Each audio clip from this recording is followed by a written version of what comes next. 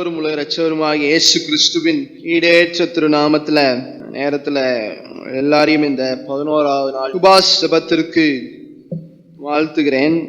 ஆதி சபை குறித்ததான காரியங்களை நம்ம தொடர்ந்து என்ன பண்ணி கொண்டே இருக்கிறோம், தியானித்து கொண்டே இருக்கிறோம். ஏன்னா இந்த 21 நாட்கள் உபவாசத்துல தானியேல் புஸ்தகமும் அதே போல அப்போஸ்தலர் நடபடிகள் புஸ்தகத்தையும் அதிகமாய் தியானித்து கொண்டிருக்கிறோம். அதன்படி ஆதி சபை வளர்ந்ததற்கு, ஆதி சபை பெருகினதற்கு 3000 5000 இது மாதிரி ஒரு பெருக்கம். அதே போல எருசலேம்ல இருந்து ஆரம்பிச்சு தொடர்ச்சியா இதை சுற்றி இருக்கிற பகுதிகள் எல்லாம் யூதேயா சமாரியா எல்லாம் நிரம்பி அந்த பெருக்கம் இருக்கு பார்த்தீங்களா, அந்த ஆதி சபையின் பெருக்கம். அதற்கு காரணங்கள் பல இருந்தாலும் பரிசுத்தாவியானதான் முக்கியமான காரணம். நீங்க தொடர்ச்சியாய் நம்ம பார்க்கும்போது இன்னொரு முக்கியமான காரணம், அந்த ஆதி சபையில இருந்ததான ஜனங்களுக்குள்ள இருந்ததான ஒருமனம், அல்லேலூயா, யூனிட்டி. அவங்க ஒரு 5 காரியங்கள்ல அந்த ஒருமனத்தை காட்டினாங்க. அதை மட்டும் இன்னைக்கு நம்ம தியானிச்சுட்டு நம்ம ஜெபிக்க போகிறோம். அல்லேலூயா. பாருங்க, ஆண்டவராகிய இயேசு கிறிஸ்து அப்போஸ்தலர் நடபடிகளை எப்படி ஆரம்பிக்குது? ஆண்டவராகிய இயேசு கிறிஸ்து பரலோகத்துக்கு எடுத்துக்கொள்ளப்பட்ட, ஆமென். அப்ப இவ்வளோ நாள் ஒரு தலைமைத்துவத்துக்கு வாழ்ந்து கொண்டு, பெரிய தலைவருக்கு கீழே வாழ்ந்து கொண்டிருந்தது தான் இந்த சீஷர்கள் எல்லாம். ஏசப்பா கீழே தான் எல்லாருமே என்ன பண்ணிட்டு கொண்டு இருந்தாங்க, இருந்து கொண்டு இருந்தாங்க. அப்ப அந்த பெரிய தலைமைத்துவம் போனதுக்கு அப்புறம் எப்பயுமே என்ன உண்டாகும்னா, ஒரு பிரிவினை உண்டாகும். ஆளுக்கால் நான் தான் தலைவர்னு சொல்லிட்டு என்ன உண்டாகும், 12 சீஷர்களா யூதாஸ் போயிட்டான்னு வச்சுக்கோங்களேன், இந்த 11 பேருக்குள்ள யாரு தலைவருங்கிற ஒரு போட்டி வந்திருக்கணும். இல்லாட்டி யார் அந்த சீஷர்களுக்கெல்லாம் தலைவர் அப்படிங்கிற ஒரு போட்டி வந்திருக்கணும். இல்லாட்டி அதுல 2 பிரிவாய் பிரிந்து இருக்கணும். இப்படி இதெல்லாம் நடக்கிற உண்மைகள் தானே, நடக்கிற ஒரு பெரிய தலைவர் மறைவுக்கு பிறகு இந்த காரியங்கள் எல்லாம் நமக்கு நடக்கிற காரியங்கள். ஆனா இங்க என்ன பார்க்கிறோம், ஆண்டவராகிய இயேசு கிறிஸ்து பரலோகத்தை எடுத்துக்கொள்ளப்பட்டதுக்கு அப்புறம் இங்க அதிகமாய் சீஷர்களுக்குள்ளாக ஒரு ஒருமனத்தை நம்ம பார்க்க முடிகிறது. அல்லேலூயா. நீங்க 1ஆம் அதிகாரம் 12ஆம் வசனத்துல இருந்து கூட வாசிங்க. அல்லேலூயா. பாருங்க, எல்லாரும் மேல் வீட்டறையில ஒருமனமாய் ஏறுகிறதை நம்ம பார்க்கிறோம். அதுல அப்படியே ஏசப்பாவுடைய சீஷர்கள் எல்லாம் ஏறி வருகிறதை பார்க்கிறோம். அதுல ஏசப்பாவுடைய தாயாராகிய மரியாவும் அதே போல அவருடைய சகோதரரும் இருந்தார்கள் என்று இந்த 13 14 வசனங்கள் என்ன பண்ண முடியுது, நம்ம வாசிக்க முடியுது. அவங்க என்ன பண்ணாங்களாம், முதலாவது நீங்க 14ஆம் வசனத்துல வாசிக்கும் போது அங்கே அவர்கள் எல்லாரும் ஸ்திரீகளோடும் இயேசுவின் தாயாராகிய மரியாளோடும் அவருடைய சகோதரரோடு கூட ஒருமனப்பட்டு ஜெபத்திலும் வேண்டுதலிலும் தரித்திருந்தார்கள். அல்லேலூயா. முதலாவது அவங்க செய்ததான காரியம், ஆண்டவராகிய இயேசு கிறிஸ்து பரலோகத்துக்கு எடுத்துக்கொள்ளப்பட்டார். அவங்களுக்குள்ள பிரிவினைகள் உண்டாகல, இல்லாட்டி யார் தலைவர் யார் பெரிய ஆளுங்கிற ஒரு குழப்பங்கள் உண்டாகல. இன்னும் நீங்க நீங்க நினைச்சு பார்த்தீங்கன்னா, ஆண்டவராகிய இயேசு கிறிஸ்து இருக்கும் போதே இவங்க யாரு பெரியவர் யாரு பக்கத்துல ஏசப்பாவின் 2 பக்கத்துல உட்கார்றது சகோதரர் கேட்க நன்றாய் அறிந்திருக்கிறீங்க. ஆனா ஏசப்பா அப்ப இல்லாட்டியும் கூட பாருங்க, அங்க ஒரு ஒருமனத்தை நம்ம பார்க்க முடியுது. ஒருமனப்பட்டு அவங்க என்ன பண்றாங்க, முதலாவது காரியம் அவங்க ஜெபத்திலும் வேண்டுதலிலும் தரித்து இருக்கிறாங்க. அல்லேலூயா. இதுதான் அவங்களுடைய வெற்றிக்கு முதல் காரணம். அப்ப எங்கெங்கெல்லாம் எந்தெந்த சபை விசுவாசிகள் எல்லாம் ஜெபத்துல அதிகமாய் ஒருமனப்படுறாங்களோ அங்கெல்லாம் ஆண்டவர் என்ன பண்ணுவார், ஒரு பெரிய சபையின் வளர்ச்சியை உண்டு பண்ணுவார். அல்லேலூயா. அப்ப சபை வளர்ச்சி விசுவாசிகளின் கைகள்ல தான் இருக்கு. அங்க கீழே இருக்க யாரெல்லாம் இருக்கிறாங்க, இந்த சபைக்குள்ள யாரெல்லாம் இருக்கிறாங்களோ அவங்களுடைய ஒருமனத்தை வைத்துதான் ஒரு சபை கட்டப்படுகிறது. யோசித்து பாருங்க, இப்ப சீஷர்களே ஆளுக்கால பிரிஞ்சிருந்தாங்கன்னா இந்த அளவுக்கு சுவிசேஷம் வந்திருக்குமா? இல்லாட்டி நம்ம இந்திய தேசத்துல சுவிசேஷம் வந்திருக்குமா? தோமா இங்க சுவிசேஷம் சொல்லி இருப்பாரா? அப்ப அவங்களுக்குள்ள இருந்ததான ஒருமனம் என்ன பண்ணுச்சு, உலகம் எங்கிலும் ஆண்டவராகிய இயேசு கிறிஸ்துவினுடைய சுவிசேஷத்தை கொண்டு போச்சு. இன்னைக்கு நம்முடைய நாட்கள்ல நம்முடைய சபையை எடுத்துக்கொள்வோமே, நிறைய சூழ்நிலைகள்ல நம்ம என்ன பார்க்கிறோம், ஒரு ஒருமனம் இல்லாத ஒரு சூழ்நிலை என்ன பண்றோம், நம்ம சபைகளுக்குள்ளாக பார்க்கிறோம். அல்லேலூயா. நீங்க 2ஆம் அதிகாரம் 1ஆம் வசனத்துல கூட வாசித்து பாருங்களேன். 2ஆம் அதிகாரம் 1ஆம் வசனத்துல மீண்டும் பெந்தெகோஸ்தே அந்த நாள் வந்த பொழுது அவர் எல்லாரும் ஒருமனப்பட்டு ஓரிடத்தில் என்ன பண்ணாங்க, வந்தாங்க. இப்ப பெந்தகோஸ்தே நாள் வந்துருச்சு. ஏசப்பா போய் எத்தனை நாள் ஆயிடுச்சு? 50 நாள் ஆயிடுச்சு. 50 நாளுக்கு அப்புறமும் திரும்ப என்ன பண்றாங்க? உருமனமாய் கூடி ஜெபிக்க ஆரம்பிக்கிறாங்க. ஸ்ருதியாய் அங்க ஆண்டவருடைய பிரசன்னம் பரிசுத்த ஆவியானவர் அற்புதமாய் இறங்குறத நம்ம பார்க்கிறோம். அல்லேலூயா. எந்த அளவுக்கு இறங்குறாருன்னா பரிசுத்த ஆவியானவர், நீங்க 7ஆம் வசனத்தை கூட வாசிங்களேன். அல்லேலூயா. ஏன் இந்த வார்த்தையை இங்க ஒரு ஊர் பேரை சொல்லணும்? பேசுகிற இவர்கள் எல்லாம் கலிலேயர் அல்லவா? ஏன் இதை சொல்லணும்? ஏசப்பா கூட இருந்த சீஷர்கள் 120 பேர் கூடியிருந்தாங்க அங்க.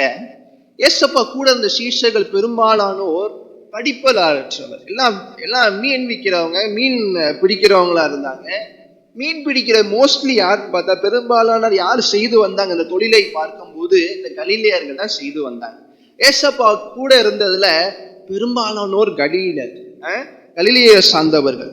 அவங்க அதிகமாய் படித்தது கிடையாது. அவங்களுக்கு எந்த விதமான பெரிய அந்தஸ்துகளோ பெரிய பதவிகளோ இல்லாட்டி அந்த ஊர்லயோ அவங்க இருந்த வசதியான பகுதிகளையோ அவங்க மதிக்கக்கூடிய சூழ்நிலையில அவங்க இல்லை கலிலேயர்கள். அப்ப எல்லாத்துக்கும் ஆச்சரியம் என்னன்னா, பரிசுத்த ஆவியானவங்க மேல இறங்கும் போது வித்தியாசமான பாஷைகளை பேசுறாங்க. எப்படா படிக்காதவன் எப்படா இந்த பாஷைகளை பேசுறான்? ஒன்றுமே தெரியாதவன் எப்படி இந்த பாஷை? தொடர்ந்து வாசிங்க, என்னென்ன பாஷைகள் பேசுறாங்க.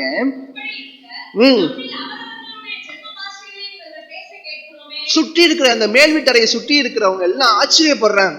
படிப்பறிவே இல்லை இவங்க எல்லாம், ரொம்ப புறம்பான, அதாவது என்ன சொல்றது, ஒரு கீழ்த்தரமான மக்கள். இந்த ஜனங்களுக்குள்ள எப்படி நம்ம ஜென்ம பாஷைகளை, வித்தியாசமான பாஷைகளை பேச கேட்கிறோமே, அது எப்படி? தொடர்ந்து வாசிங்க. அப்ப அவங்க அதை சுற்றி, அப்ப அந்த மேல் வீட்டறையை சுற்றி, அந்த பட்டணத்தை சுற்றி இவ்வளவு ஜனக்கூட்டம் இருந்திருக்கு. நம்ம வாசித்ததான எல்லா ஜனக்கூட்டமும் அங்க இருக்கு. அப்ப அவங்களுடைய பாஷைகளை அவங்க பேச கேட்கும் போது, எப்படி இந்த கலிலேயர்களுக்கு அவங்க பாஷையை தவிர எதுவும் தெரியாது, எப்ப இப்படி எல்லா பாஷைகளும் பேச கேட்கிறோமே என்று ஆச்சரியப்படுறாங்க. இதற்கு எது அஸ்திபாரமா இருந்ததுன்னு பாத்தீங்கன்னா, அவங்க ஒருமனப்பட்டு ஜெபிக்க ஆரம்பித்தது. அல்லேலூயா. அவங்க ஒருமனப்பட்டு ஜெபிக்க ஆரம்பிக்கிறாங்க. பரிசுத்த ஆவியானவர் அபரிதமா இறங்குறார். வித்தியாசமான பாஷையில பேச ஆரம்பிக்கிறாங்க. இதன் முடிவுல பாருங்க, 42ஆம் வசனத்துல வாசிங்க.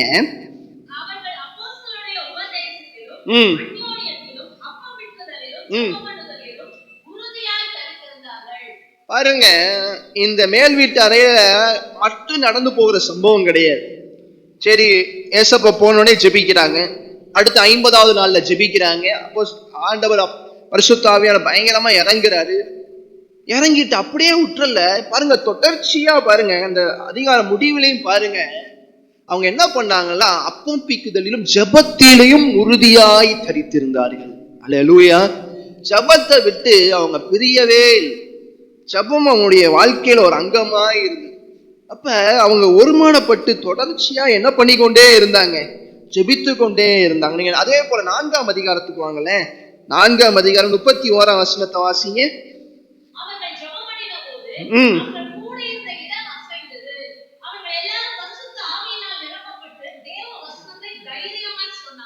அல்லேலூயா. எந்த அளவுக்கு அவங்களுடைய ஜெபங்கள், ஆதி சபையின் ஜெபம் எந்த அளவுக்கு இருந்ததுன்னா, விசுவாசிகளுடைய ஜெபம், சீஷர்களுடைய ஜெபம் எந்த அளவுக்கு இருந்ததுன்னா, அவங்க ஜெபிக்கும் போது அந்த கூடியிருந்த இடமே அசைந்ததான். அல்லேலூயா, அல்லேலூயா. அவங்க கூடி வந்த எப்பெல்லாம் ஜெபித்தாங்களோ, பரிசுத்த ஆவியானவர் மேல் வீட்டு அறையை போல ஒவ்வொரு தடவையும் இறங்கினார். அல்லேலூயா. இதனால என்ன உண்டாச்சு? ஒரு பயங்கரமான ஒரு தைரியம் உண்டாச்சு. பகிரங்கமாய் போய் ஆண்டுடைய சுவிசேஷத்தை பகிரங்கமாய் பிரசங்கிக்கிறாங்க. அல்லேலூயா. நீங்க தொடர்ச்சியா 12ஆம் அதிகாரத்துக்கு வாங்க. 12ஆம் அதிகாரம் 5ஆம் வசனம் வாசிங்க.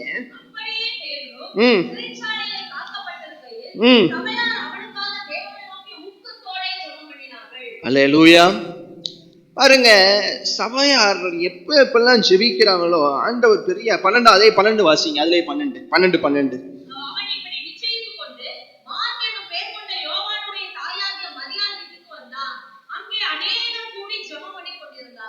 அல்லேலூயா.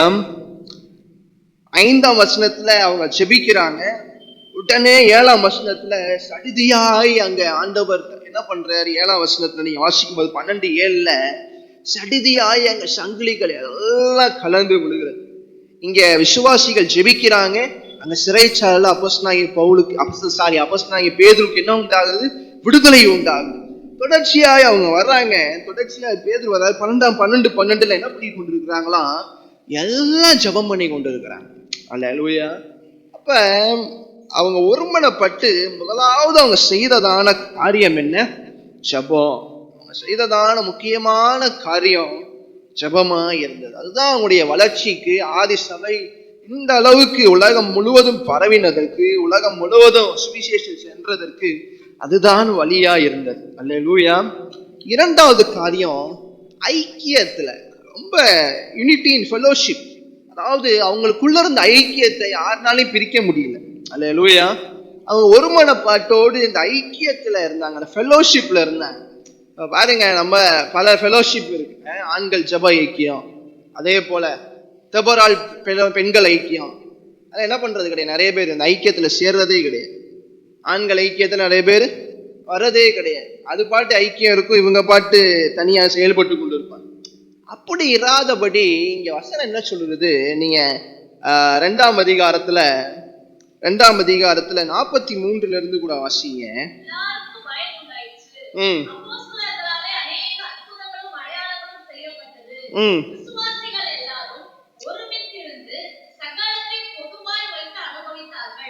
அதே போல 46 வாசிங்களே.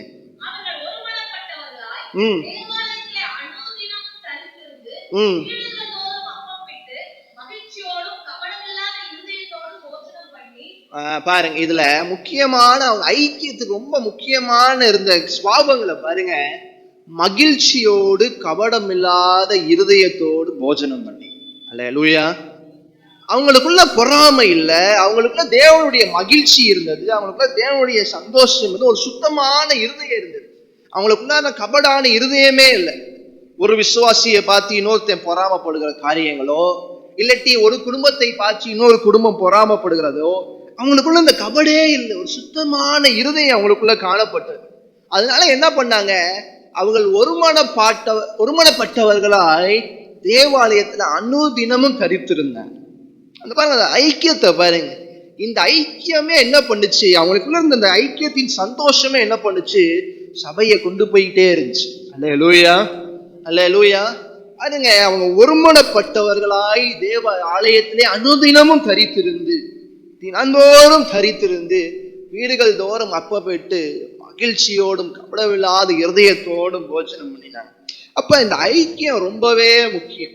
ஒரு சபை வளர வேண்டும் என்றால், ஒரு திருச்சபை வளர வேண்டும் என்றால், இந்த ஐக்கியம் தான் ரொம்ப முக்கியம். அதுக்கு நம்ம இருதயம், முதலாவது நம்முடைய இருதயம் என்ன பண்ணப்படணும்? சுத்திகரிக்கப்பட வேண்டும். அல்லேலூயா. நம்முடைய இருதயத்துல கரைகளை வைத்துக் கொண்டு, நம்முடைய இருதயத்துல என்ன சொல்றது, கபடு தன்மைகளை வைத்துக் கொண்டு, நம்முடைய இருதயத்துல துக்கங்களை வைத்துக் கொண்டு நம்ம ஒருபோதும் என்ன பண்ண முடியாது? சபையும் விசுவாசிகளாய் ஐக்கியப்படவே முடியாது. அவங்க மகிழ்ச்சியோடு, அவங்க இருதயத்துல எந்த விதமான கபடுகள் கிடையாது. அவங்க மகிழ்ச்சியாய் அனுதினமும் தேவன் கொடுக்கிற மகிழ்ச்சியில அனுதினமும் அந்த ஐக்கியத்துல அவங்க என்ன பண்ணியிருந்தாங்க? இணைந்து இருந்தாங்க. அல்லேலூயா. மூன்றாவது காரியம், நான் வேகமாய் போக விரும்புகிறேன். மூன்றாவது காரியம், அவங்க கொடுக்கிறதுல ஒருமனப்பட்டு இருந்தாங்க. அல்லேலூயா. ஆண்டவருக்கு கொடுக்கிற காரியங்களின்னு ஒருமனப்பட்டு இருந்தாங்க. நீங்க இதே வாசிங்களேன், இதே 2ஆம் அதிகாரத்துல 44ஆம் வசனத்தை வாசிங்க.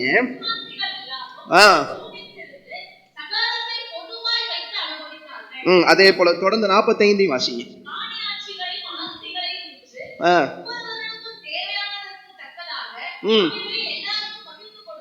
47 வாசிங்க.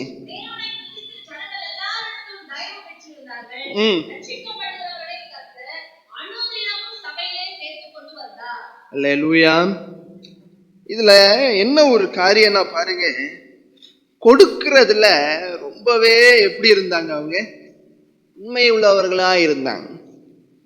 நீங்க 45 வாசித்தோம் நம்ம. அவங்க என்ன பண்ணாங்க? காணி ஆட்சிகளையும் ஆஸ்திகளையும் விற்று ஒருவருக்கு ஒருவர் என்ன பண்ணாங்க? எல்லாத்தையும் பகிர்ந்து கொடுத்தாங்க. அல்லேலூயா. பாருங்க, இதுல முக்கியமான ஒரு காரியம், நீங்க 4ஆம் அதிகாரத்துக்கு வாங்களேன். 4ஆம் அதிகாரத்துல 32ஆம் வசனத்தை கூட வாசிங்க. ம் ம் ம் ம் அல்லேலூயா. பாருங்க, அந்த அளவு ஒரே இருதயம், ஒரே மனம், சகலமும் பொதுவாய் இருந்தது. நீங்க 35 வாசிங்களேன். 35.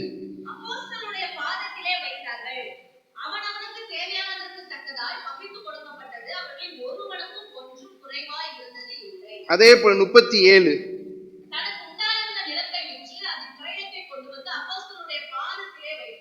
அல்லேலூயா.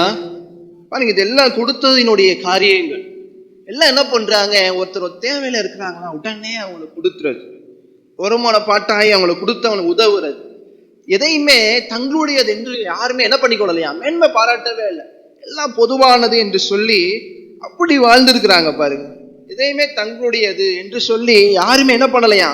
32 அங்க வாசித்தோம். 32 வாசித்தோம். எதையுமே தங்களுக்குள்ளவைகள் என்று ஒன்றையும் என்ன பண்ணல, தங்களுடையது என்று சொல்லவே இல்லை. சகலத்தையும் அவர்களுக்கு பொதுவாக இருந்தது என்று பார்க்கிறோம். நம்மளுடைய சொன்ன இந்த அந்தியோகிய சபை என்ன பண்ணுச்சு, வறட்சியான சூழ்நிலைகள்ல பஞ்சம் வந்தப்ப என்ன பண்ணது, தன்னுடைய இந்த சபையார் என்ன பண்ணாங்க, 11ஆம் அதிகாரம் 28-30 வாசிக்கும் போது இந்த சபையார் என்ன பண்றாங்க, அங்க அந்த பஞ்சத்துல கொடிய பஞ்சம் உண்டாகும் என்று ஆவியானால் அறிவிக்கப்பட்ட போது 29-30 பார்க்கும்போது அங்க நீங்க வாசித்து பாருங்க.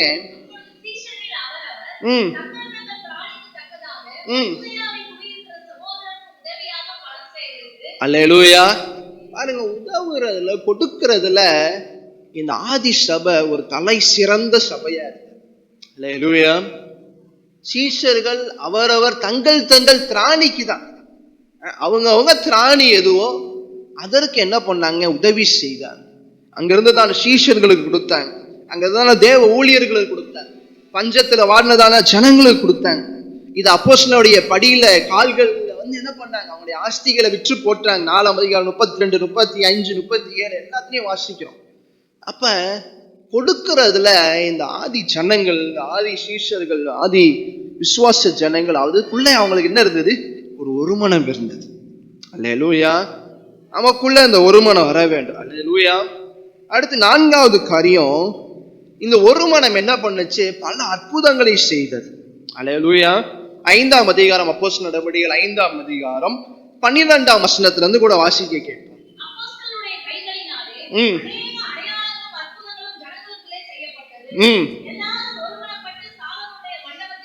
அதாவது இந்த எல்லாரும் சாலமோனுடைய மண்டபத்தில் இருந்தாங்க என்ற வசனம் வந்து முன்னாடி வந்திருக்கணும்.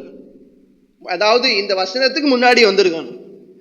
எல்லாரும் உணவப்பட்டு சாலமுடைய மண்டபத்துல இருந்தாங்க. அப்போஸ்தலருடைய கைகளினாலே அநேக அடையாளங்களும் அற்புதங்களும் ஜனங்களுக்குள்ளே செய்யப்பட்டது. அல்லேலூயா. அப்ப இந்த விசுவாச ஜனங்கள் கூடின இடத்துல எல்லாம் ஆண்டவர் என்ன பண்ணியிருக்காரு, பயங்கரமான அற்புதங்களை செய்திருக்கிறார். அது எந்த அளவுக்கு அற்புதங்கள்னா, நீங்க 15 வாசிங்க.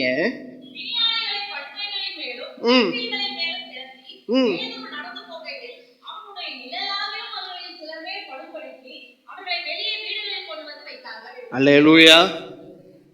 பாருங்க, அப்போஸ்தலனாகிய பேதுருவுடைய நிழல் பட்டு கூட சுகம். அந்த அளவுக்கு ஜனங்களுக்குள்ள ஒரு எழுப்புதல், ஜனங்களுக்குள்ள ஒரு அசைவு. 16 வாசிங்க.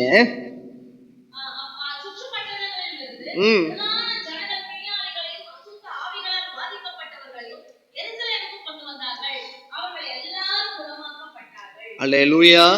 அப்ப யூனிட்டி பிரிங்ஸ் மிராக்கிள், ஒருமனம் சுகத்தை கொண்டு வரும். ஆமென். பாருங்க, இப்ப நம்ம சபைக்கு யாராவது பிசாசு பிடிச்சோ, பிசாசின் கட்டினாலையோ சுகவீனமாய் வராங்களா, அவன் சபையார் எல்லாருக்குள்ளேயும் ஒருமனப்பட்டு நம்ம ஜெபிக்கும் போது ஆண்டவர் கண்டிப்பா ஆதி நாட்கள்ல செய்தது போலவே என்ன பண்ணுவார், அற்புதங்களை செய்வார். அல்லேலூயா.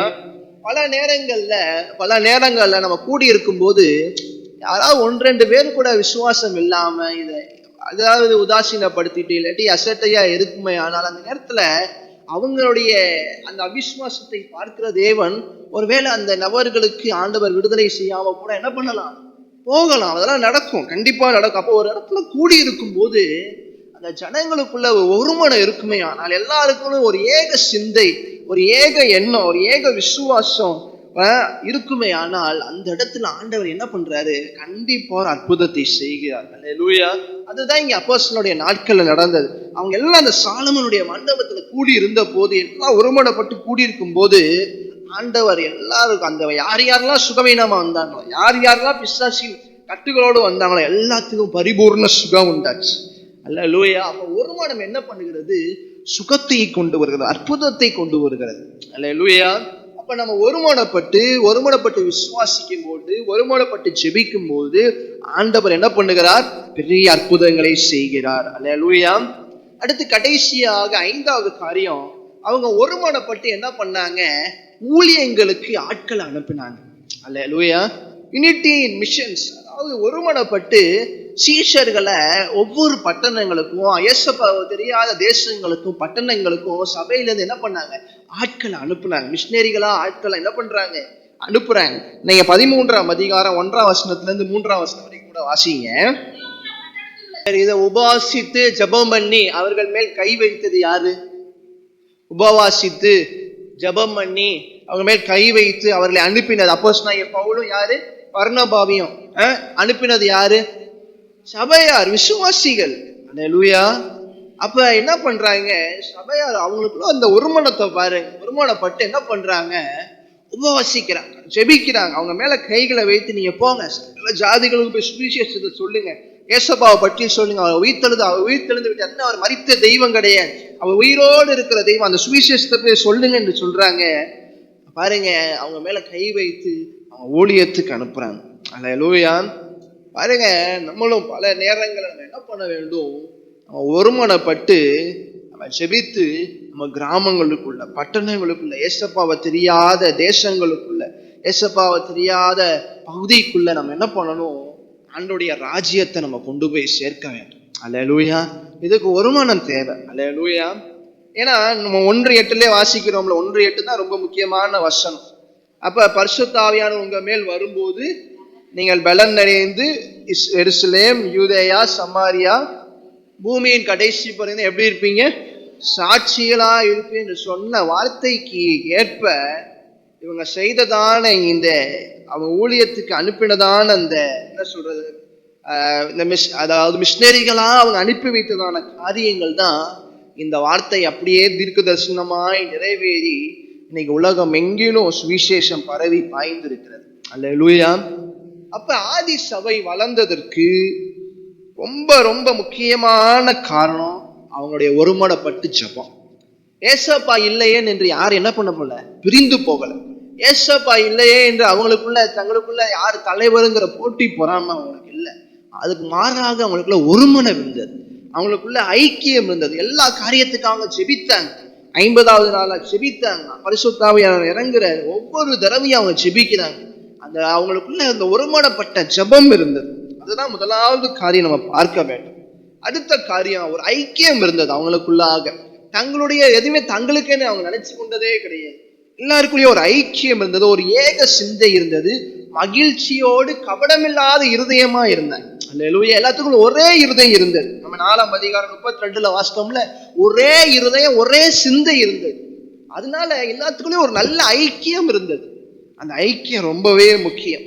அடுத்து கொடுக்கறதுல எப்படி இருந்தாங்க, ஒருமனப்பட்டு இருந்தாங்க.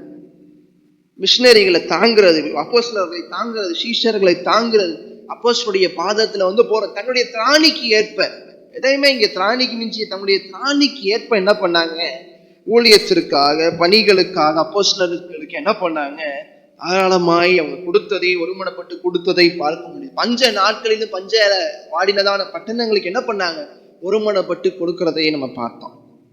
அடுத்து ஒருவனை இருக்கிற இடத்துல ஆண்டவர் என்ன பண்ணாரு, சுகத்தையும் அதாவது அற்புதங்களையும் செய்தார். அல்லேலூயா. சாலமோன் மண்டபத்துல எல்லாம் ஒருமனப்பட்டு இருக்கும்போது எந்த அளவுக்கு ஆண்டவர் அற்புதத்தை செய்கிறாருன்னா, அப்போஸ்தலனாகிய பேதுருவினுடைய நிழல் பட்டு கூட மக்கள் சுகமாயிட்டு போறாங்க. பிசாசின் பிடியில இருக்கிறவங்க எல்லாம் சுகமாகறாங்க. ஆண்டவர் அந்த அளவுக்கு சுகத்தை கட்டளையிடுகிறார். அந்த இடத்துல சூழ்ந்து இருந்தவங்க எல்லாத்துக்குள்ளேயும் ஒரே சிந்தை, ஒரே விசுவாசம், ஒரே ஆண்டவர் அற்புதத்தை செய்வார் என்று அவங்க விசுவாசித்ததுனால அந்த ஒரு மனம் என்ன பண்ணினது, அவங்களுக்குள்ளாக அற்புதத்தை செய்தது. கடைசியாக ஒரு மனத்தினா என்ன பண்ணாங்க, அவங்க உலகம் எங்கிலும் சுவிசேஷத்தை கொண்டு போய் செல்வதற்கு ஊழியர்களை, அப்போஸ்தலர்களை எல்லாத்தையும் என்ன பண்ணாங்க, ஆண்டவருடைய ராஜ்யத்துக்காக அனுப்பி வைத்தாங்க. அல்லேலூயா.